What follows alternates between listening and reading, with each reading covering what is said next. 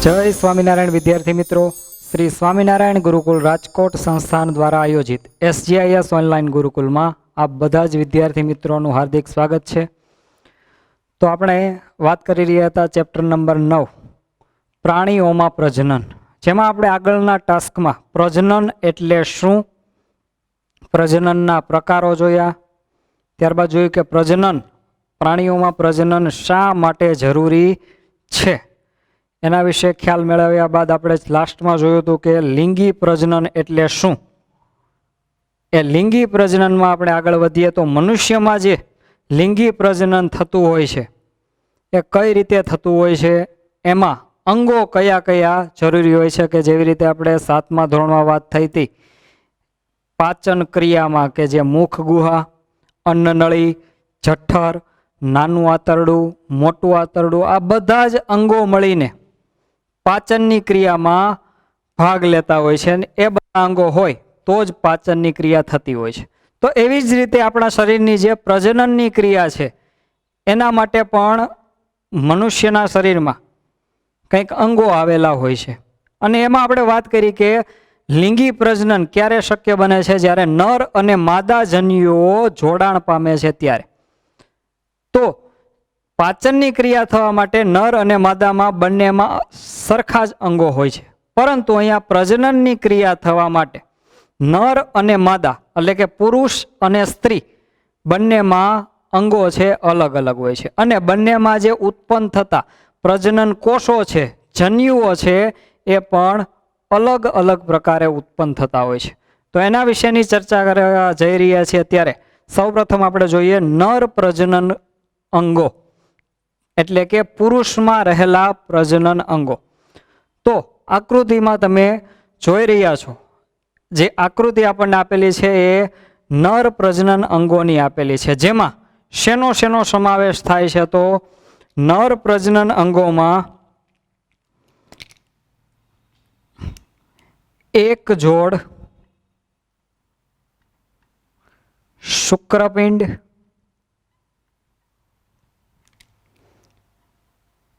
एक जोड़ शुक्रवाहिनी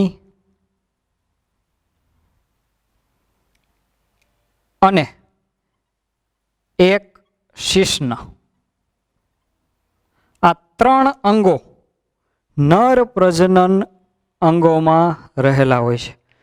बात करी के एक जोड़ शुक्रपिंड जागृति में तमे नीचेनी जे गोलाकार रचना बंने बाजू जोवो छो ए शुं छे शुक्रपिंड। एक जोड़ शुक्रपिंड कीधुं एटले एनी संख्या केटली छे टोटल 2, जोड़ एटले ए जोड़ी एटले शुं थाय 2 एटले आपणे अहींया शब्द वापरेलो छे एक जोड़ एटले एनी संख्या पूछे तो केटला थाय 2। बंने बाजू जे एक एक गोलाकार जे रचना छे ए शुं छे तो के शुक्रपिंड। एक जोड़ शुक्रवाहिनी एटले के शुक्रपिंड साथे एक नलिका जोड़ायेली छे, एक नळी जोड़ायेली छे बंने बाजू ए शुं छे शुक्रवाहिनी छे, जे शुक्रपिंड मांथी उत्पन्न थता जन्युओने वहन पमाड़े छे। अने त्रीजुं कीधुं छे एक शिश्न, तो ए जे वच्चेनी जे रचना छे ए शेनो छे भाग शिश्ननो भाग छे। तो मुख्य 3 अंगो एनी अंदर घणुं बधुं रहेलुं छे परंतु एनुं डिटेलमां आपणे अत्यारे भणवामां आवतुं नथी, आपणे मात्र 3 अंगो विशे ज चर्चा करवानी छे। आ मेन 3 अंगो व्यक्तिमां, मनुष्यमां, पुरुषमां नर प्रजनन अंगो कया कया तो के एक जोड़ शुक्रपिंड, एक जोड़ शुक्रवाहिनी अने एक शिश्न। हवे एमां आगळ डिटेल में जईए तो आपणे वात थई के नर अने मादा जन्युओनुं निर्माण करे छे એટલે કે प्रजनन कोषोनुं निर्माण करे छे। कोष शब्द आवे એટલે આપણને થોડુંક ફોકસ થવું જોઈએ કે ચેપ્ટર નંબર 8 માં કાંઈક કોષ શબ્દ આવી ગયેલો છે, તો અહીંયા પણ કોષ प्रजनन कोष કંઈક એવો શબ્દ આવે છે એટલે કે જે ઉત્પન્ન થતું જે કંઈક દ્રવ્ય છે, કંઈક કણ છે એ કયા સ્વરૂપે ઉત્પન્ન થાય છે કોષ સ્વરૂપે, એટલે કે અત્યંત નાનો હશે। તો પુરુષમાં એ જે પ્રજનન કોષ છે એ શુક્રપિંડમાંથી ઉત્પન્ન થાય છે। જે એક જોડ શુક્રપિંડ આવેલું છે એટલે કે 2 શુક્રપિંડ આવેલા છે એ શુક્રપિંડમાંથી नर प्रजनन कोष, शुक्रपिंडमांथी नर प्रजनन कोष ઉત્પન્ન થાય છે, જેને શુક્રકોષ કહેવામાં આવે છે. જેને શું કહેવામાં આવે છે? શુક્રકોષ. જેને શુક્રકોષ કહેવામાં આવે છે.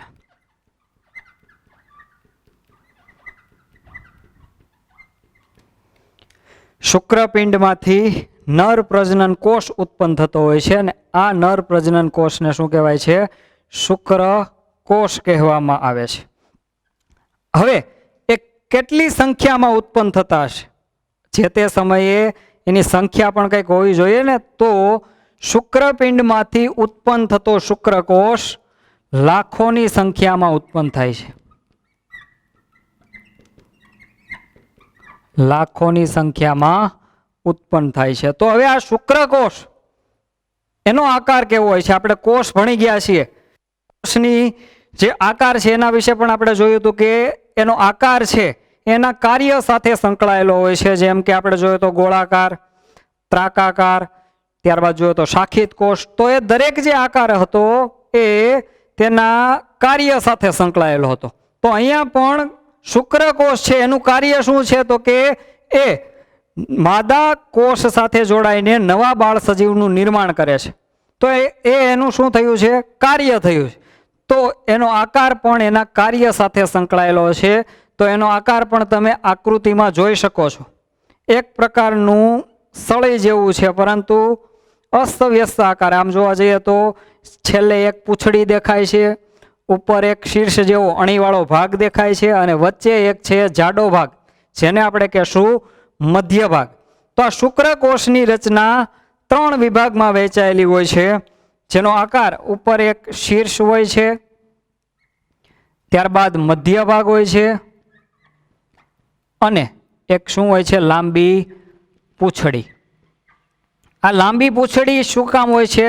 તો એ પણ આપણે હમણાં આગળ જોશું, પરંતુ અહીંયા સહેજ સમજી લઈએ કે લાંબી પૂંછડી જે છે એ માદા શરીરમાં આ જે કણ એટલે કે શુક્રકોષ જે અંદર પરિવહન થવા માટે એટલે કે વહન થવા માટે લાંબી પૂંછડી છે ઉપયોગમાં આવતી હોય છે, ગતિ પકડવા માટે. હવે એ કઈ રીતે આખું થતું હોય છે આપણે આગળ જ્યારે મનુષ્યમાં કઈ રીતે જે ક્રિયા થતી હોય છે નવો બાળ સજીવ નિર્માણ થવા માટે, માત્ર ખાલી 2 પ્રજનન કોષો જોડાઈ જવાથી જો નવા બાળ સજીવનું નિર્માણ થતું નથી, પરંતુ એના માટે ઘણી લાંબી પ્રોસેસ હોય છે, એ પણ આપણે શીખશું. પરંતુ અહીંયા આપણે જે સ્ટાર્ટ કર્યું છે કે નર પ્રજનન અંગો કયા કયા હોય છે, તો એમાં એક જોડ શુક્રપિંડ, એક જોડ શુક્રવાહિની. ખાસ ધ્યાન રાખજો, અહીંયા શુક્રપિંડ અને શુક્રકોષ આ બંને કંઈક અલગ અલગ વસ્તુ છે. શુક્રપિંડ છે એ શું છે? અંગ છે. જ્યારે શુક્રકોષ એ શું છે? તો કે શુક્રપિંડમાંથી ઉત્પન્ન થતો જનન કોષ, જેને આપણે કીધો છે શુક્રકોષ. હવે શુક્રકોષ શેમાંથી ઉત્પન્ન થતો હોય છે? તો કે શુક્રપિંડમાંથી. એ કેટલી સંખ્યામાં? તો કે લાખોની સંખ્યામાં ઉત્પન્ન થતો હોય છે. એનો આકાર કયા પ્રકારે હોય છે? તો કે એમાં 3 ભાગ રહેલા હોય છે, શીર્ષ, મધ્ય ભાગ અને લાંબી પૂંછડી. આ જે શુક્રકોષ છે એક કોષ છે. શું છે? માત્ર એક કોષ છે. એટલે હવે તમે અનુમાન કરી શકો કે એ કેટલા કદનો હશે. ત્યારબાદ આગળ વધીએ. માદા પ્રજનન અંગો. આપણને વાત કરી આગળ કે લિંગી પ્રજનન થવા માટે નર અને માદા બંનેના પ્રજનન કોષો હોવા જરૂરી છે. તો આપણે નર પ્રજનન અંગો કયા અંગમાંથી એ કોષ છે ઉત્પન્ન થાય છે એની માહિતી મેળવી. હવે જોઈએ માદા પ્રજનન અંગો. માદા પ્રજનન અંગો. તો માદા પ્રજનન અંગો છે એમાં શેનો સમાવેશ થાય છે? તો માદા પ્રજનન અંગોમાં એક જોડ અંડપિંડ,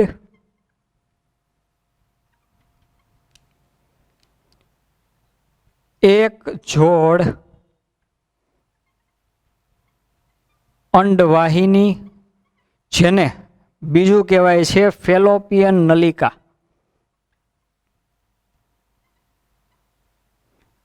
ફેલોપિયન નલિકા પણ કહેવામાં આવે છે. કોને? અંડવાહિનીને. અને ત્રીજું હોય છે ગર્ભાશય. આ શબ્દથી ઘણા બધા પરિચિત જ હશો. તો માદા પ્રજનન અંગો એટલે કે સ્ત્રી પ્રજનન અંગોમાં આ ત્રણ વસ્તુ, એક જોડ અંડપિંડ એટલે કેટલા હશે ટોટલ? 2 અંડપિંડ, 2 અંડવાહિની. જે અંડવાહિની છે એને બીજું કહેવાય છે ફેલોપિયન નલિકા, અને ત્રીજું અંગ છે ગર્ભાશય. હવે આજે અહીંયા વાત કરી આપણે કે નર પ્રજનન અંગોમાં એમાંનું શુક્રપિંડ છે એ જનન કોષોનું નિર્માણ કરે છે. એવી જ રીતે માદા શરીરમાં જનન કોષ ઉત્પન્ન કરતું અંગ છે અંડપિંડ. આ અંડપિંડમાંથી અંડકોષ ઉત્પન્ન થતો હોય છે. જનન કોષ ઉત્પન્ન થતો હોય છે જેને કહેવાય છે અંડકોષ, જેનું નામ છે અંડકોષ.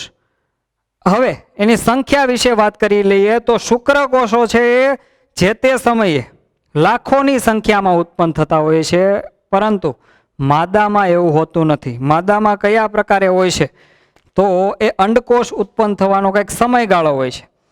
દર મહિને કોઈ એક અંડપિંડમાંથી, 2 અંડપિંડ હોય છે બંને, જે માદા શરીર છે એમાં 2 અંડપિંડ હોય છે, એમાંથી કોઈ એક અંડપિંડમાંથી દર મહિને એટલે કે મહિને કોઈ એક અંડપિંડમાંથી એક અંડકોષ ઉત્પન્ન થાય છે. અને આ અંડકોષ ઉત્પન્ન થયા બાદ જે વહન પામે છે એ નલિકાને આપણે શું કીધી છે? ફેલોપિયન નલિકા એટલે કે અંડવાહિની. જે એનું કાર્ય શું છે તો કે અંડકોષને વહન પામવા માટેનો માર્ગ.